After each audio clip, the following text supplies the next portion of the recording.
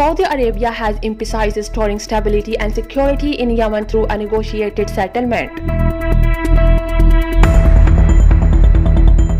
In Myanmar, 7 people were killed when security forces opened fire on anti-military junta protests in various parts of the country today.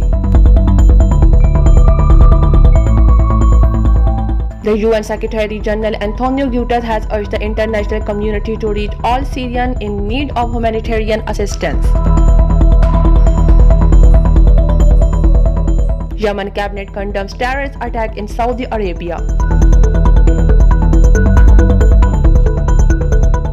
In Indonesia, 27 people were killed after a bus carrying school children and some parents returning from an excursion plunged into a ravine.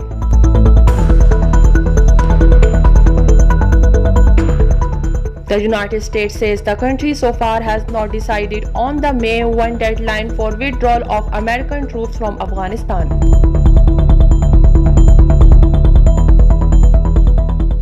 Indian troops murder youth in Indian illegally occupied Jammu and Kashmir.